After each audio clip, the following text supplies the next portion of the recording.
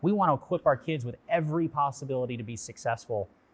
Is it fully working, or is it working the way that we intended? Or did we fix something and break something else, which happens, right? Which my wife will tell you when I try to fix things, sometimes you break something else. And, so I want us to reevaluate that conversation. I think we are a little bit about what's the appropriate technology at the appropriate time that really is enhancing education and not becoming a substitute for learning. So Standing in the Gap is about giving back. It's about showing up for people who have no one else to show up for them. I am Dr. Tonjua Williams, president of St. Petersburg College, and you are listening to Standing in the Gap. Thank you so much for joining us for another episode of Standing in the Gap with Dr. Tonjua Williams. I have the distinct pleasure today of having the former Speaker of the House, Chris Sprowls, former prosecutor here in Florida, as well as current attorney. Speaker Sprowls has been in our community for a long time. He's a lifelong resident here in Tarpon Springs, and we happen to be sitting in the Chris Sprowls Innovation Hub here at St. Petersburg College in the Tarpon Springs Campus. Speaker Sprowls, thank you for joining us today. Well, thank you, President Williams. Great to be with you. So glad you're here. Hey, tell me a little bit about you growing up here. What was it like to be a serious Tarpon resident? This was a great place to grow up. So my parents, like so many Floridians, they came here to Tarpon when I was 3 years old. Okay. My dad was a retired New York City homicide detective. Oh, wow. And they came here to visit my aunt who lived in town. And like so many New Yorkers, they came here and they said, why do we live somewhere else? And they literally went back home, packed up, and moved to Tarpon Springs. Here. And so it was a great place to grow up. I actually grew up not far from here, St. Pete College. In fact, as you know, the story, I came here for summer camp at this campus as a kid. It was mostly trailers. That's right. You guys have done a great job. It was mostly trailers back then, and we'd go from like trailer to trailer, and each one was a different room. And one was like the computer where we played like Oregon Trail, and you learned about the Oregon Trail, remember? And then, one was like a science room, and we built rockets, and we shot them off in this field over here. So, but Tarpon's a great community. It's rich in history. Obviously, the Greek population here is significant. So, growing up here and being immersed in a culture was just a cool place to grow up. And it's been a blessing for me to not just grow up here, but go to school locally and now raise my kids here. We're really special because we grew up here in Pinellas County, and one of the things that I really love about Pinellas County is its progressive spirit. I mean, a lot has changed, wouldn't you agree? Even here in Tarpon. Yeah, no, listen, this is a place of great innovation. We're at the Innovation Hub, but it is a place of great innovation. But I really put that on the leaders, and not just folks like you or myself, but like for a really long time, I feel like Pinellas County has done an amazing job of selecting the right people at the right time for particular tasks. Whether that's education and bringing us to the next level, whether it's what's happened in our local school system, what's happened in our justice system. I come from a criminal justice background. We have just picked the right people. And I recently, just this past weekend, I spoke at the funeral of Bob Billinger, who was our longtime public defender here. And not too long ago, our previous state attorney passed away. And I was reflecting on the fact that you had these really giants, not just here, but really statewide, people who impacted the entire state of Florida. And we just got lucky that they lived here. And I think a lot of that, when I was doing state policy, a lot of really the cutting edge policy, whether that's in child welfare or education, a lot of it started here in Pinellas County. So we've been really blessed to be on the cutting edge of policy and community engagement for a long time, how we take care of children here locally. So we're lucky. Yeah, I do think we're lucky. And, growing up here, we had a lot of people who invested in us. You just talked about individuals who've impacted your life, who have talked to you, and they knew you were going to be someone special. They knew you were going to give back, and they invested in you. And I've heard you in several occasions talk about those individuals who've impacted your life. And so there's a special person, in my opinion, who impacted my life, and that's my husband, because he gives me the space and the time and the opportunity to achieve my dreams. And you have a fantastic wife and 2 sons. Tell Yeah. us a little bit about Shannon and how she stood in the gap for you Yeah. to be able to do all these things that you've been able to do. I remember speaking to a mentor of mine well before I was married, and he said, hey, give me career advice, education advice, and he said, choose the right spouse. And you did that. I did that. And it makes all the difference. And I can tell you, I've said to Shannon before, and I've said it publicly, right? Like the things that I've been able to do since we got married would not have been possible but for her. Of course, she says, I know that. But I actually met my wife, North Pinellas County, at the YMCA. Okay. So she ran the North Pinellas YMCA in Landsbrook, and I would go there after court. I was a young prosecutor, go there after court, work out. Wow. Saw this young lady in the gym, as I told her, I thought she looked really smart. So, I wanted to chat with her. I found out she ran the place, so that she ran the Y. So I did what any well-adjusted adult would do, and I pretended that I wanted to be on her board. Oh, that's how you got there. In order to get coffee with her. And so I went through this 6 months pre-board process, which, I really wasn't interested in. I was just interested in a date. And finally I got the date, and she said, you can either date me or be on my board, but not both. I said, that's awesome. I never wanted to be on your board. I just wanted to get a date. So, but she was everything to me. And I know you share this viewpoint, which is probably the things that you and I are both passionate about are also things our spouses are passionate about. And maybe they started some of them, so for me, I look at issues that I worked on in the legislature. And if you talk about things like adoption and foster care, that was Shannon. That was something that she put, God used her to put on my heart. Wow. And we spent a lot of time in that space, but it was wholly because it was something that when we got home, we talk about standing in the gap. Shannon was interested in the things that weren't happening, not the things that were happening. And one of those things, even here locally, especially here locally, was around at-risk children, and it was a great passion of hers. So I fully credit her with, anything good we did in that space was really as a result of her. And she also happens to be a wonderful mom to our two boys. So yeah, we're blessed. When I met her, I watched her watch you. And she pays close attention to, where's Chris? Is he good? Is he okay? Yeah. And when you have people like that invest in your life, you can't but be great because you have that passion and those folks behind you. Who are some of the people you would credit that have really helped you step through those steps to get to what you were able to achieve? I mean, being Speaker of the House isn't a small feat. Yeah. I mean, that's pretty big. Who else would you? I know there's a lot of people, and you don't want to hurt feelings, but no, I mean, you're right. I mean, there's so many. Yeah. And I think we talk about Pinellas County being a place of innovation and how we have these great leaders. I have been super blessed in having so many mentors. I think it starts with my parents, and I could spend the rest of our time together talking about how great my parents are. Totally different people. Yeah.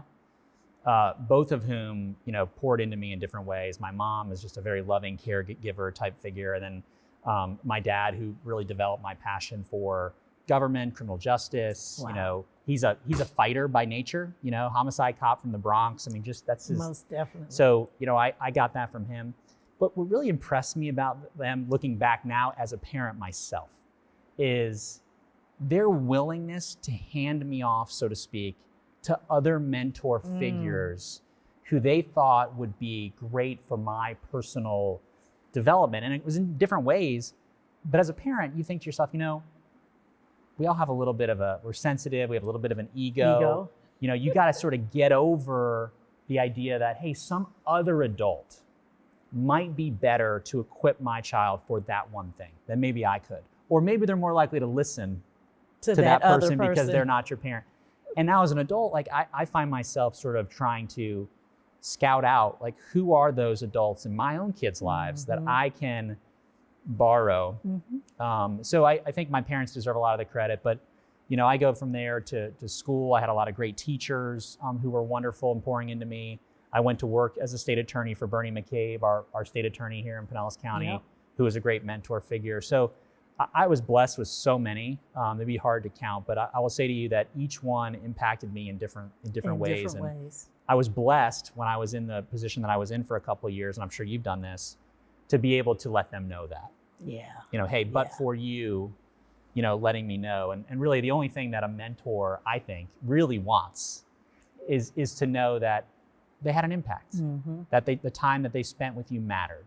Exactly. And, I had a lot of who spent time with me that really did matter. And, I couldn't agree with you more. Mentors want to know that you appreciate them, but also that you were worth the work of them standing in the gap for you. Yeah, that's it. And sometimes standing in the gap, even for me, people have made a way for me to get to where I needed to go. They had to trust me that's right. to say, hey, Chris is my guy. He's going to get it done. And then go back and say, Chris, you better get it done. Yeah. I just put my name, on you for that. And what was the pressure like in the legislature when you knew that these people were saying, Chris is our guy. He's going to be the next speaker. We're going to invest in him. We believe in his vision and his mission. What kind of pressure, is that for you? Shannon would say pressure makes diamonds. That's one of her favorite sayings. And I think it's true. I think that when you know that there are people who they invested in you, they invested in time and effort, but mostly that they have an expectation that you are going to be thinking at a certain level. I say thinking because I don't think anybody mentored you who think, hey, listen, Tonjua and I need to agree on everything. That's not a mentor. That's not a mentor. That's not a mentor. But someone who has faith that I know that every day President Williams wakes up, which I believe this, and thinks, what can I do today to positively impact the lives of the students of St. Pete College? And through that mission, it's a mission field, through that mission in the greater community. And I think for me, knowing that I had those people that I got the opportunity to go back and for them to say, hey, job well done. That made it more exciting for me. And I also relied on them a great deal. I would call them and say, hey, let me run this by you. And that, everybody's got a different process, but one of my process was trying to have one or two people in different areas where I knew they would never lie to me. And I knew that they had my best interest and the best interest of the community and the state at heart. Exactly. So that I could call them and say, all right, no fingerprints. This is just between you and me. No fingerprints. No fingerprints. Let me just have this conversation. Let me ask you these questions and then get that honest feedback and then build that in to the problem we were trying to solve. And it worked out really well. And it was fun for me to do that. And it takes strength to be vulnerable. Even though the person they've stated they're in your corner, it takes strength to say, look, dude, I don't know what I'm doing. And one of the things that I had the pleasure of is saying that to Speaker Sprowls at the time. Yeah, sure. Yeah, absolutely. I literally expressed to him that I'm new at this and I need help. And one of the things that you're good at, there's several, but this that hit me the hardest was being able to stand in the gap, show me, tell me, but also encourage me and tell me when I'm wrong. I remember sometimes you like, Tonjua, you guys have to stop coming in whining. You have to come in with a strategy. I remember this, trust me, it comes to heart. So at one point you were the mentee and you became the mentor. And so what is it like for you to mentor others? Because you have done that sometimes unknowingly and sometimes knowingly. Well, I think you're giving me a lot of credit. I am, because it's true. Well, I appreciate that. I enjoyed that part, right? You have different seasons of life. And I think that when you're in a season where you can pour into somebody, which I think I would argue we're always in that season, right? Like I have a pastor who always says to me, you got to have somebody in life who's, next to you, doing life with you, somebody who's ahead of you, knows more, is more seasoned, has more wisdom in that particular space, and then somebody that you're behind you, who you're guiding along. And so it was a blessing for me, and still is, when I have the opportunity to give somebody that somebody gave me, to mentor someone that I can help. And then to, that idea of iron sharpens iron, which is what I would say more about our relationship, which is, when we would get into issues, iron sharpens iron, which I felt comfortable as my hometown state college president, that I could, we could just be totally unfiltered. And we were. I think when you can be totally unfiltered in a world that I think requires us to be filtered all the time. Yes. That is when you get a product. So there were times where I would come in and we would have conversations. And I think as a result of that, maybe I was right a little bit of the time. You were right probably more of the time.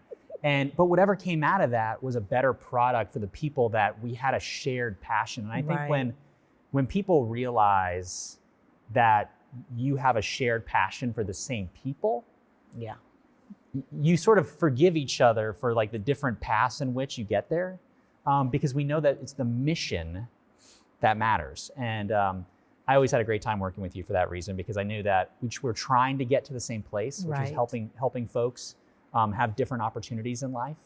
And we both had different paths on what that meant.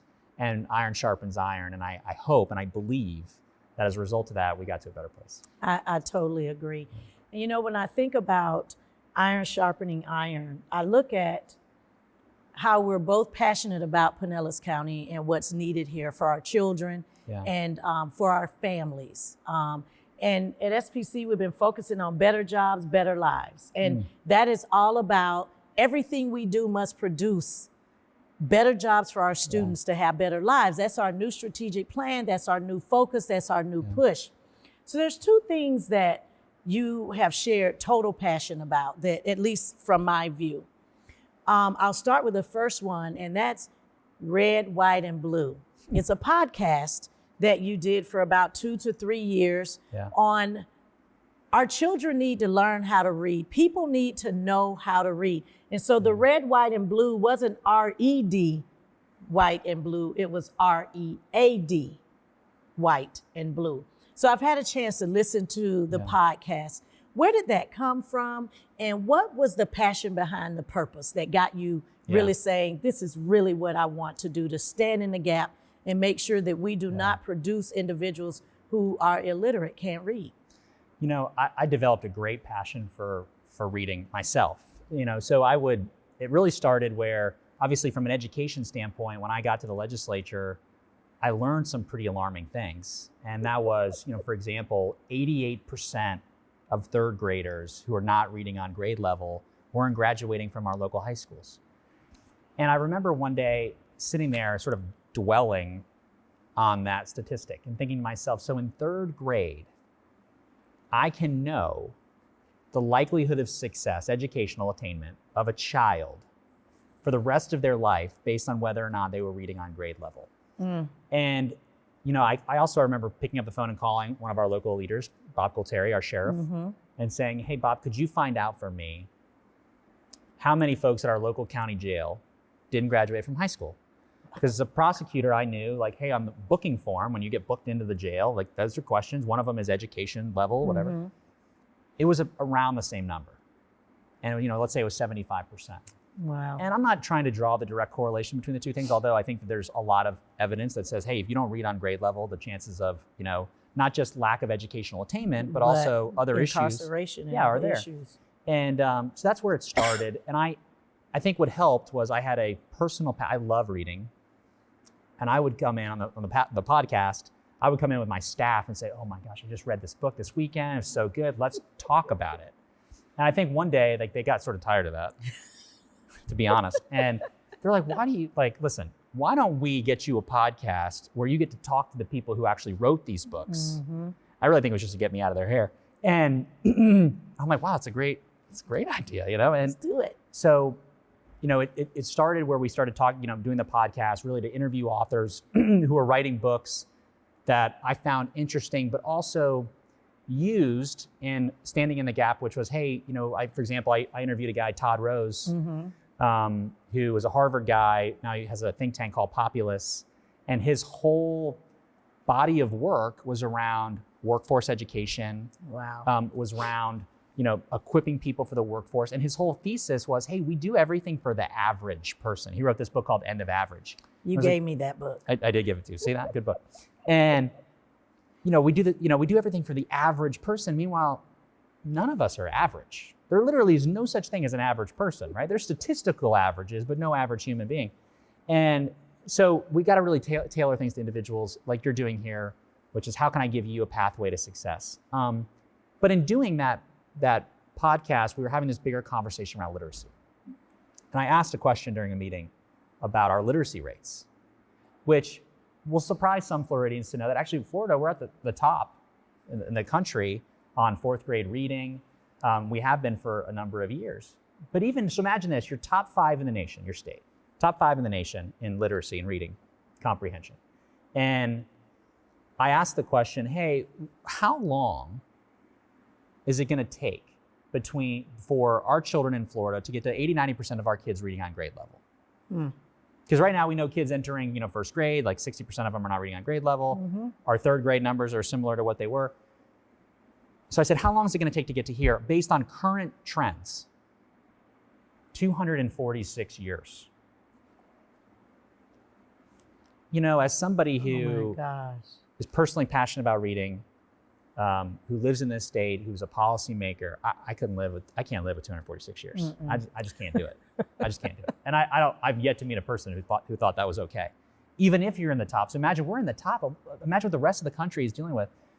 So we decided to have a moonshot.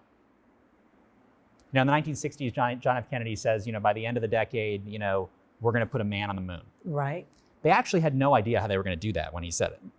But you have to say it, otherwise it doesn't happen, right? So we said, hey, what if we did a moonshot on literacy? Like, what does that look like? And where are our gaps?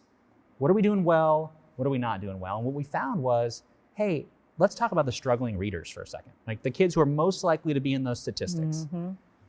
60-something% of struggling readers don't have a book in their home. That's correct. I can't. How do you develop a passion, right, for something if you don't have it? You don't have it.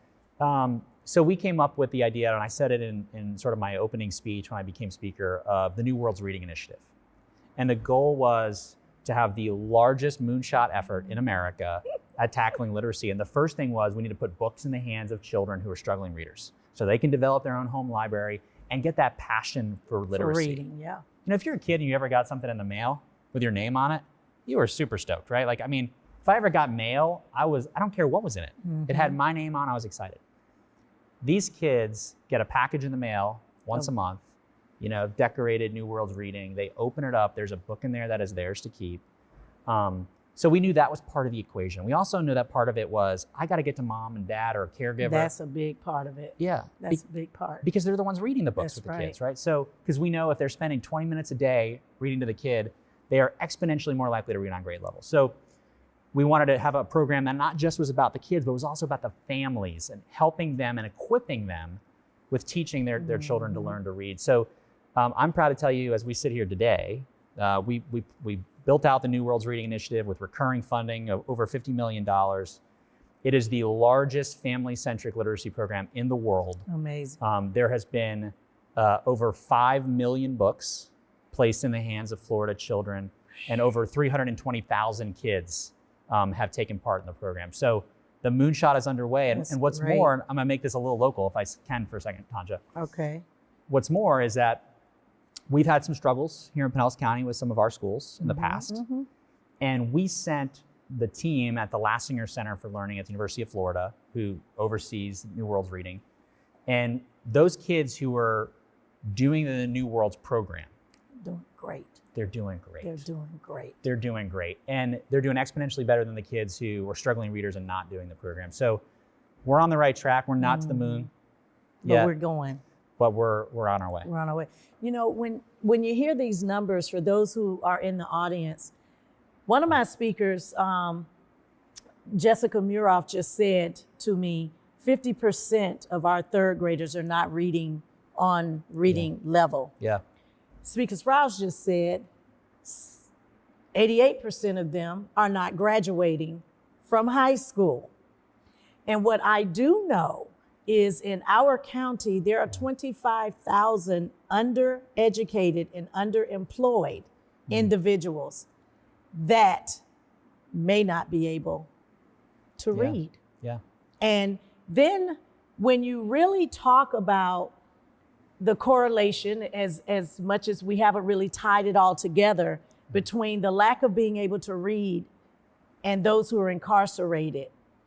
We've got to do something. And I'm really proud of the moonshot. And I hope that we continue to make that happen, because even for us at St. Pete College, we have a large number of students, adult learners who come to us who cannot read and not succeed in their communications class because they cannot read. And part of the reading is the lack of comprehension. One of the things that I've learned is people can read a word and not comprehend what the word means. That takes a skill. I can't do that. We learned phonetically, I'm aging myself, on how we learned to read, but we also understood the vocabulary and what the word meant. Yeah. But I have had college students read to me, and I'll ask, what does that mean? And they'll say, oh, you want me to read for learn? Okay, wait, let me go back. I can't read and not comprehend what I'm reading. So it's a unique problem and issue. But since the college is focusing on better jobs, better lives, people need to know how to read. So there's a huge impact, to this and the work that you're doing, and the work that we're trying to figure out. How do we ensure that our babies know how to read? Yeah. And how do we ensure that we are producing an adult population that's going to know how to read so they'll know how to work? Yeah, that's right. Does that make any sense? It makes perfect sense. And I think that, you and I have had this conversation before about, if we could wave magic wands, right? Like if I could wave a magic wand and I got one shot at it, every child will be born into a family where they had two loving parents. Yep. Like that would be my magic wand. We don't have a magic wand in our world, unfortunately. So what can we do? We know that when that child comes into this world, if we can equip them to learn to read, that we've got them for this period of time. And if they learn to read, and I agree, reading not just the words, but learning what they mean and really falling in love with it, right? Exactly. I mean, the idea behind New Worlds was when you love to read, you find new worlds for yourself. That could be a fictional world where you get to disappear for a little while and you get to indulge in your creativity. It could be that I learned something that I didn't know, and now I can put that to use in the world, right? But it was about this new world. So I think that if we can equip people to do that, they will see themselves and the possibilities for them and their future and their family's future in a totally different way. I know growing up for me, we grew up with grammar rock and all this stuff, and that reading is fundamental. It's inescapable. You will learn how to read. That's how, you learn. But then when you flip it and bring it up a couple of ages, you're 25 and you're 30, and Florida's trying to be the #1 workforce state, in the world, right? That means people need to know how to read so they know how to work. Yeah. So when you thought about House Bill 1507, the REACH Act, and this was something I saw for you was do or die. This has got to happen, where we have education, workforce, economic, work, not working together. Yep. So talk about how that all started, because it is truly a game changer. So how did you get there?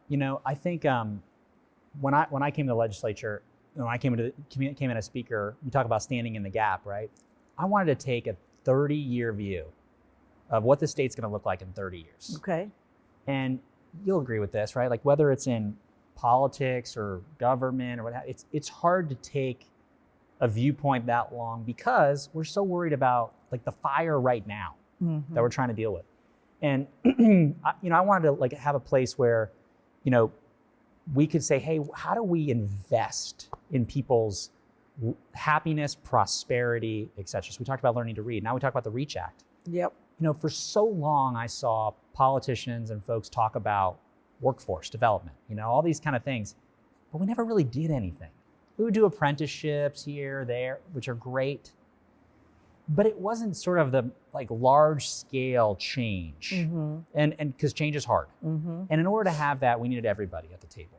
And we wanted to say, hey, listen, if you have somebody in this state who wants to work, who wants to find a pathway to success and whatever that means for them, to prosperity for their families, we could help you get a pathway. And that regardless of which path you came in, whether that was from K-12 or because you graduated from high school and you went to your local state college, whether it's you were seeking a credential or an AA or a bachelor's degree, whatever it was, that we would help you find what that pathway was. And if you weren't ready, meaning, hey, I want this, but I need this training, that there was a way for me to be told, well, this is what you can do. You can go over to St. Pete College and you can get this credential and that will lead you to this pathway. And you can go do this or go do that. Well, so I'm thinking of how you must have felt to pull it together, because you're dealing with the swirl of the day. I do that every day as president. You got the swirl of the day going on and you're trying to get to vision and strategy, right? Yeah. And so when I think about the REACH Act, it really is calming the swirl, because everybody's working together on accountability for Floridians to get jobs, right? That's how I see it. Now, I could be wrong, but as the leader that you still are, former Speaker of the Florida House of Representatives, also prosecutor, how do you deal with that swirl and vision? So you got the swirl going and you're looking out 30 years. How do you deal with the swirl and the vision? Getting people who care as much as you do about the same problem, borrowing their bandwidth and helping them collaborate on a product. So we sort of knew the vision, which was, wouldn't it be great if everybody was working together to help Floridians find jobs? It wasn't segmented. All the incentives were aligned, that we all, we got extra incentives or extra funding or what have you if we help that person get a job. Right? And I will tell you that in my mind, no entity cared more than our state college system. And I think that is because our state college system is, closer to people, closer to the community. They see their community folks in the Publix. That's true. And the state colleges, you especially, Madeline, who runs Miami-Dade, as the president of Miami-Dade, we're such great partners in coming up with that. And I'll be honest, I think our biggest challenge in that conversation was getting people to care. Not the state colleges, but like the greater folks, right? And I don't mean that because people care about getting people jobs. Like, of course, no one's gonna say they don't care. Of course they care. I just mean, if you look at the REACH Act, right? There wasn't a lot of media on it, attention. There was no media on it. If you work at a career source or you work at a state college or a university, like, you know about the REACH Act. Right. But most people in our community don't know about it, and they don't know about it because it was really nerdy and wonky and as a policy, right? It's not a bumper sticker. Like, we're solving a wildly complex problem with lots of different entities that range from K-12 education through higher ed, career source boards, local community groups, technology, all geared towards helping people find pathways to prosperity. That's not a great bumper sticker, even though it's a really great mission. It's a great mission. It was getting people to care. I remember, if you probably remember this, I think I even gave you one. We did these blueprints. You did. And we put them on the desks of all the members so that when they came into the chamber, there was like this roll, like you imagine a blueprint, they pull it out and like, there it is. This is what we are trying to accomplish. It's a lot. Yes, it's wonky. Yes, it's clunky. But it is stuff that really is gonna matter in the lives of the 22 million Floridians who live here. And isn't this worth it? See, today you came to work and we're doing something. And it's gonna matter to people. So thank you for caring so much as you did. And because of that, I think we're on the way where we've got people now, the colleges and our local communities, engaged in the process of thinking about how do we find that one person who's got this skill set or this dream, the pathway that they need. Right. I think too, Speaker Sprowls, sometimes when there is a new policy that requires accountability, caring goes out of the window. It's and I know you've seen it in your leadership, but if we can get people to focus on the outcome of this and not what do I have to do differently? How is this going to impact? Now I have to change it. To miss the millions of Floridians that we have out there who are relying on us to help build that pathway, to close that gap, to make sure that all of us are working together for their good. Yeah. I don't think they saw it that way. And that is what caused people to kind of cringe or not care.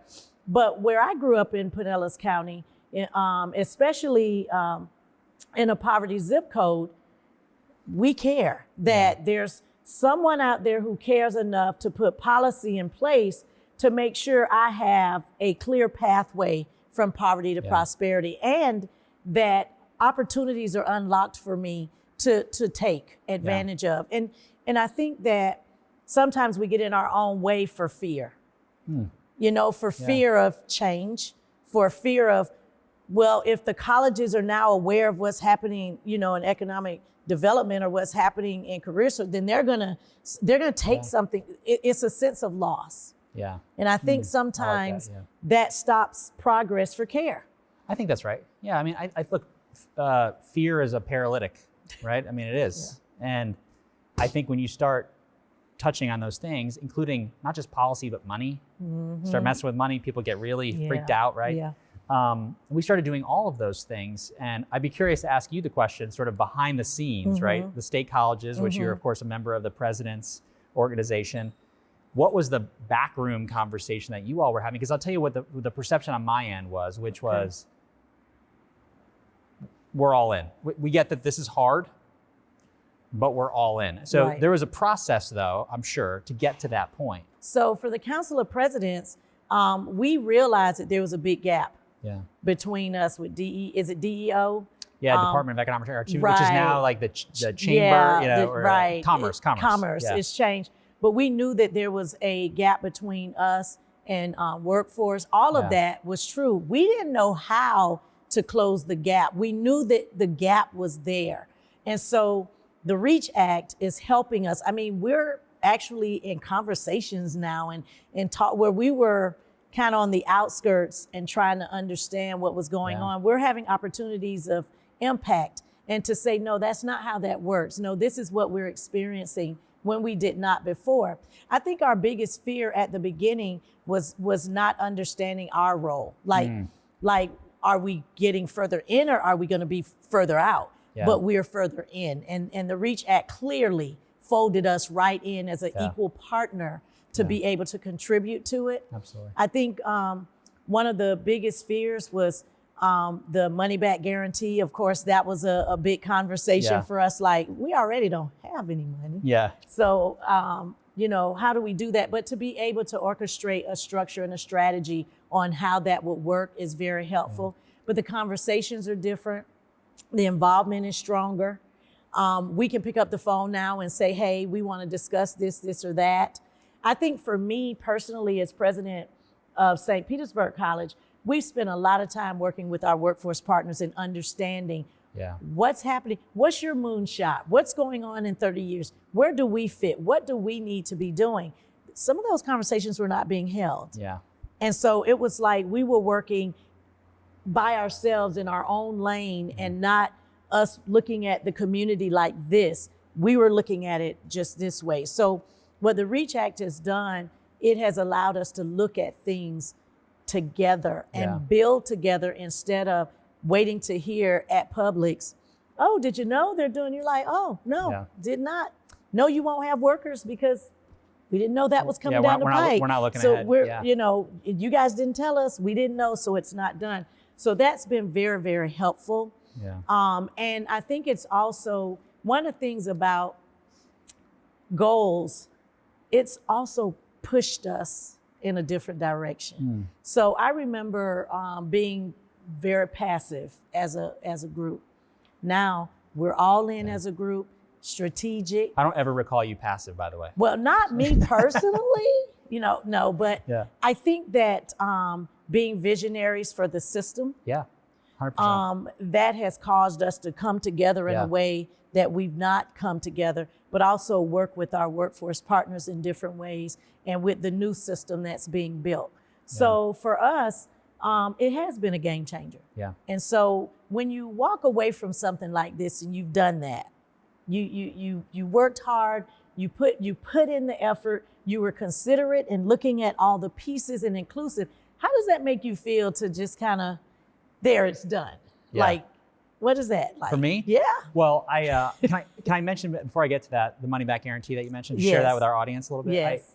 Because I think that was an interesting conversation, right? So the idea as we're having this conversation is, how do we get everybody on the same page where we've got like real skin in the game? So we thought, hey, money back guarantee, like we all love a money back guarantee.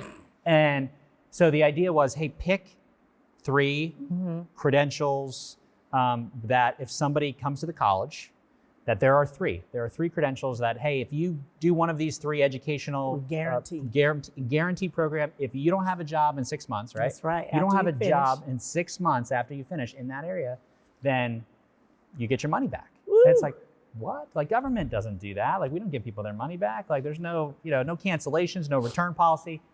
And we did this in part, right? Because we wanted to show people outside, people in the world, people we see at Publix, hey, we care about this and we're willing to put our money where our mouth is. And I think what was really interesting is, I love that what you shared about the state colleges and sort of, because that's scary. Yeah. Like having to say, hey, you're a state college, you get your funding from the state of Florida. Like now you have to pick that funding, putting on the table and say, hey, new student, if you do one of these things, you'll have a job in 6 months or we give you money back.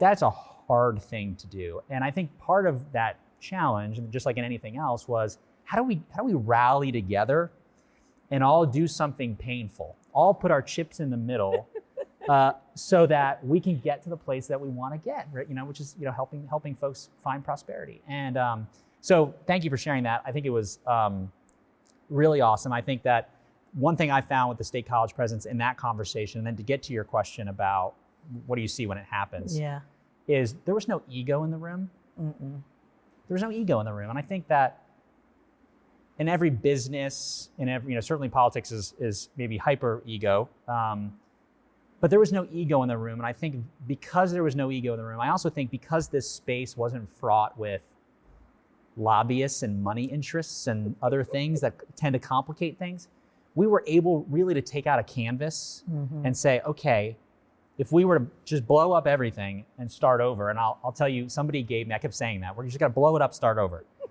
They gave me a grenade. Now it was like a disassembled grenade, it wasn't a live grenade, but it was a grenade, and I kept it on my desk as a reminder of like, hey, if we don't blow this thing up and rebuild it in the way that we think is gonna be successful, then we failed. And I think we did that, and to answer your question, I know we've got a long way to go, but I just think that what we were really trying to do in that first stage of the Reach Act was just change the trajectory. Like reorient the ship in a direction that was focused on individuals and families and not on institutions and bureaucracy. And I think that we have done that sea change. And I think what's more, and this is a credit to folks on the ground at the state colleges, is that people feel really passionate about it. And I think the reorientation has reinvigorated their passion about people. So I'm really, happy and delighted about it. I think too, it's the passion behind our product. You guys will hear me say quickly, SPC is the best. We stand behind, the Titan brand. We know who we are. We know we do good work. But when you have to put the money on the table, right? You have to go back and say, let me check that. Let me make sure we do it, because this is a whole different type of commitment. When you have skin in the game, you have to make sure you step up and hit a home run. That's right. And move forward. So for me, I think when I think about your leadership and what was done, it's almost saying, how do we get rid of the legacy thinkers?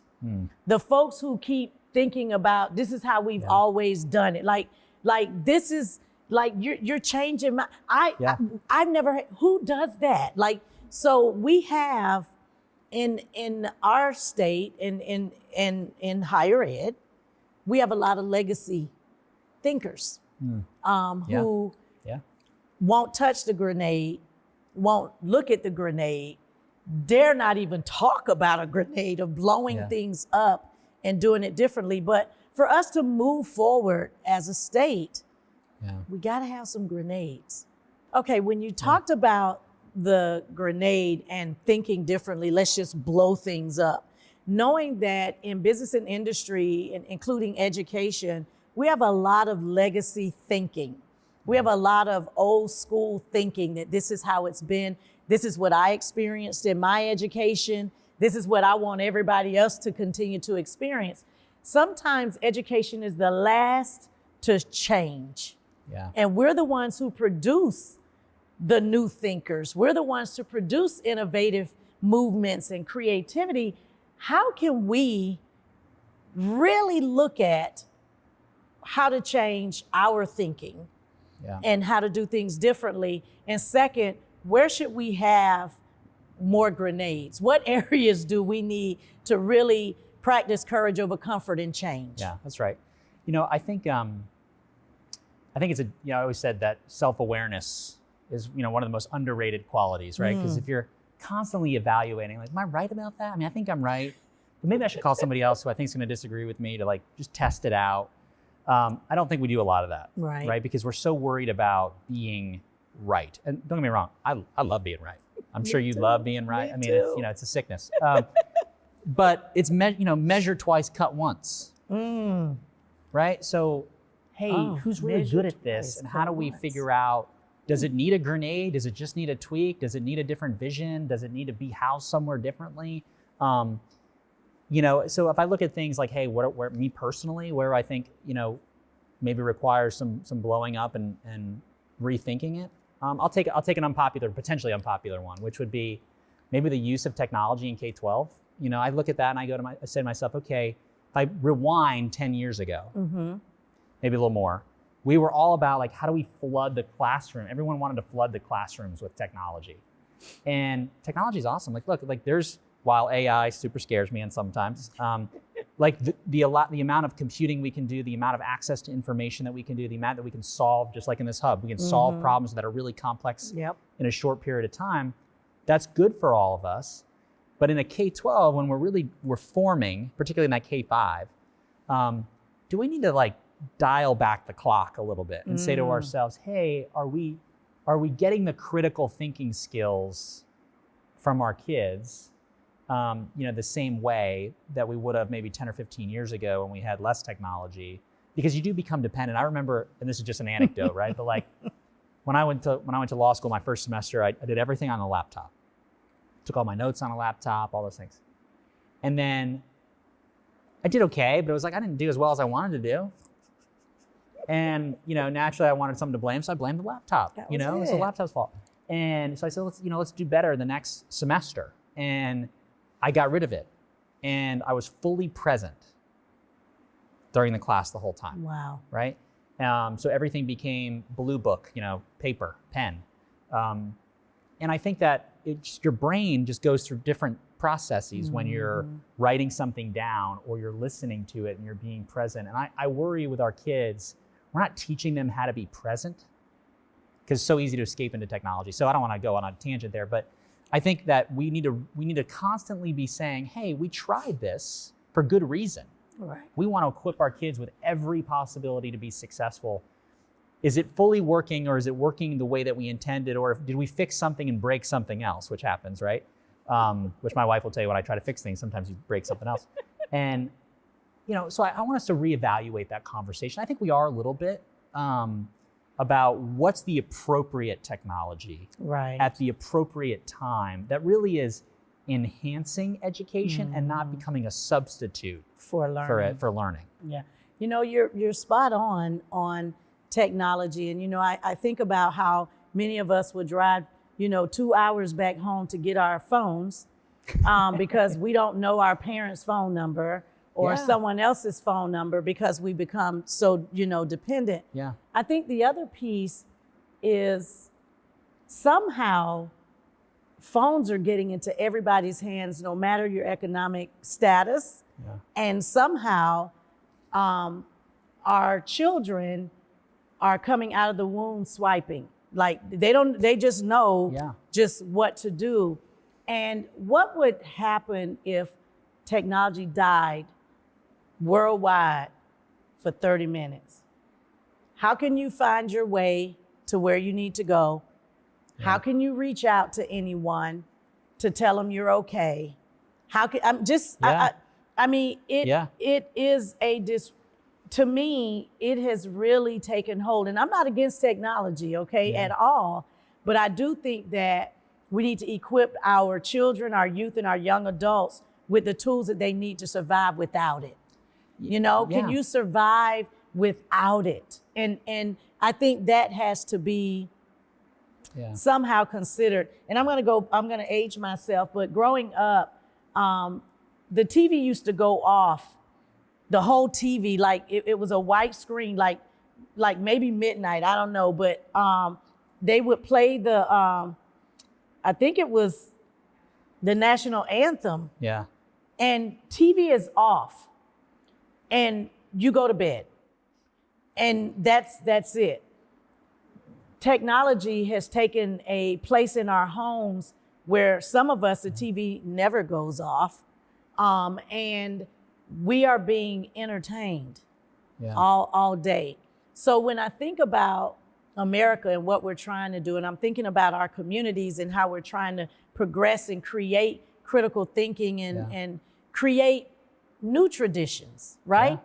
Positive traditions that's going to help the family move forward. Yeah. We used to eat dinner at the table. Yeah. Everybody was We do at that the every table, night. Yep, I right? agree. Everybody ate. There was no TV on, Yeah. and we would have family conversations. In your work and what you've seen, what's happened to communication and people having a dialogue? I was thinking when you said, what would we do if technology just went out for 30 minutes? Gone. I think to myself, half of us would look up at our loved ones and go, what were you saying? Were you saying something? Because I wasn't here for the last however long. And so I think that would be part of it. I also think, and look, I'm not anti-technology either. Me either. But I think we have to have a realistic view of the impact it's having on humanity, right? I mean, there's a lot, listen, this isn't just like two folks talking about this. There's like great body of work out there now. Folks like Jonathan Haidt, who wrote The Coddling of the American Mind. Mm-hmm. He just wrote a book called The Anxiety Generation. Another one, Dr. Nicholas Kadaris wrote a book called Glow Kids and Social Media Madness, right? And it's all about how it's not just not being present, it's also about how social media or technology literally can rewire your brain, right? And because it's a feedback loop, right? And it's dopamine receptors, and we're doing this because I get a dopamine hit when I get a like on Facebook or what have you. And it's this continual thing. And I think that we would be very naive to not think it's having a massive impact on our kids. And I think what a lot of us as parents are not equipped for, right, is, okay, the world is coming at our kids faster than it came at us, right? Like topics are being introduced sooner. YouTube is out there. It's like every time I hear my son, he'll say like, yeah, it's on YouTube. And I'm like, how do you know? Because I don't have access to YouTube. And he's like, well, my friend at school told me about it. Okay, fine. Right? But, the world is coming at them quickly. So like, how do you prepare them? How do you prepare them for the world? Because you can't, they say, there are parents who try to prepare the road for their children instead of their kid for the road. How do you prepare them in this world, but also realize that, hey, like technology is taking a toll. How do you, in a reasonable way, negate and push back on that? And to your point, we have rules in our house, right? We got rules. Hey, at dinner, we don't have anything on. We have a conversation, And, how about that? And I found that if I want them to participate, our kids, right? Like we have games. So it's like high, low, funny. Give me your high of the day, your low of the day, and something that happened that was fun. That's wonderful. So that we can have these conversations. And I do think that that technology has separated us from that sense of family and community. How often do you get to sit and have a conversation like this that we're having? Right. Right? Because there's always something happening, right? That's distracting us. And so I would say, hey, if we could, as a country, take a pause, that was possible, magic wand. If it was a magic wand, I would take a pause and say, hey, if we were to do this over again, knowing what we know now, how would we do it? How would we do it? That's wonderful. I want to circle back on something I meant to ask. You could not possibly have been a state prosecutor or the Speaker of the House without being able to overcome obstacles. I know of some of the obstacles that you've had to overcome growing up. Yeah. Would you mind sharing with the audience? Sure. What were some of those obstacles or things that you feel comfortable sharing? Yeah, let me give a disclaimer, I guess. Okay. My disclaimer would be the magic wand was my life, in the sense of I grew up in a home with 2 loving parents. Yes. You've met my parents. Yes. Who poured and gave me everything I could want, right, to try to grow up and learn and thrive. So I think in that respect, you want to talk about the great privilege in America. The great privilege is growing up in a family, in a 2-parent house, people who love you. That's the great privilege in America. So I strive. I want all kids to have that same experience. With that said, I was a senior in high school, and I was diagnosed with Hodgkin's disease, which is a form of cancer. Obviously shock at the time. Looking back, it was harder on my parents probably than it was on me. Now being a parent, I can fully appreciate, like, nothing brings you to your knees quite like worrying about your kids. So I had this time where I'm in sort of the middle of high school and this happens, and I'm just kind of surprised. And there was a big surgery that had to happen, and then 6 to 8 months of chemotherapy. And so it was a I guess it would people would say, hey, it's an obstacle, it's a challenge. There's a pastor I like, Mark Batterson. He says, God teaches us to kiss the wave, which means if the wave's going to come about to crash down on you, just kiss the wave and say, hey, what have you come to teach me? Wow. And I think that was sort of more my experience, which was in that period of time, an obstacle is, maybe God creating an opportunity for you. And I think the opportunity was, I was 18 years old, and I had all of these adults. Some people were friends, family, mentors, wildly successful people who looked at me differently all of a sudden and really sort of poured into me, not just encouragement, right? But like, hey, we're gonna have a conversation where you're gonna share with me maybe things you wouldn't normally share with an 18-year-old, or wisdom that you wouldn't share with an 18-year-old, because I'm going through this period in my life. And I remember taking chemotherapy, and they had these chairs, sort of like, recliners, where they'd hook you up, and they had, a lot of people in them. And they'd stick the IV in through your port. And so you'd sit there for a couple hours, and you kind of get buddies with the people you're doing chemo with. And I was probably, I was probably 30 something years younger than everybody else. Maybe 40 years younger than most of the people who were there. And it sounds weird. What a cool experience for me to have sort of this group of people who were said, like, hey kid, like, let's talk. And I'm gonna share you everything about my life. And it had a huge impact on me. And when I looked at it, I really didn't look back on it as hey, it was an obstacle that was overcome, as much as it was this opportunity that I got to get wisdom a lot faster than if I wouldn't have had it. Not saying I enjoyed it, I didn't. Right. But and I'm not, but it was something that I got that it was mine. That experience was mine, and those interactions with those people and the stories that they shared, they were mine. So when you get into we're going to call it a fight, right? You get into a fight about policy or something that really matters, something you're fighting for, and you look at the obstacles you've had in your life or the opportunities you've had that were kind of hard, but you came out of it, and what's more, you came out of it with something more than what you thought you had when you went in. There you go. And I think the difference is when you're in the fight, then you go, this is nothing. Like, it's going to be fine. Like, this is minuscule compared to other things that people are fighting. People fought things that were much greater than the issue that I had. And that what matters is being present and fighting the good fight and doing it for the right reason. Everything else is in God's hands, and it's going to be fine. Yes. And I think that is what I took away from that experience. So, but it definitely formative.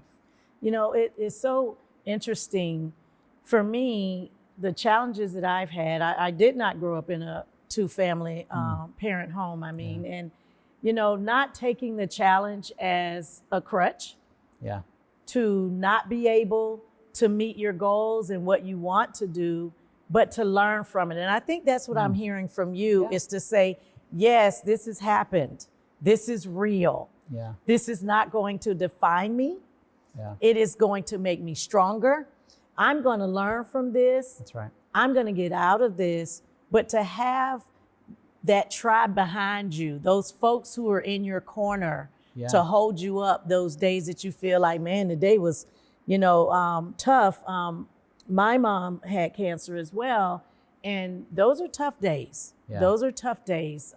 But you got through that. And I think sometimes people need to know that while you are successful and you are standing in the gap for others, it does not mean others haven't stood in the gap for you. Yeah. And I think that that's what's critical, and that it doesn't have to define you. And I'm just so proud. I don't know, what's it like to be in your shoes, but I've seen you put your gloves up and duke it out. I've seen you put your arms out and embrace people. And I've seen you stand up for folks who are underprepared and need that help. And so it seems that you have a good way of knowing what move to make at what time.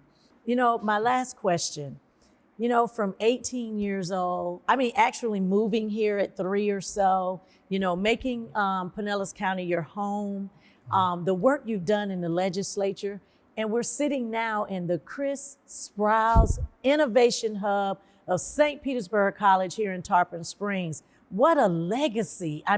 This is a game changer for people to come in and learn, earn, and return back into the community and do the things they need to do.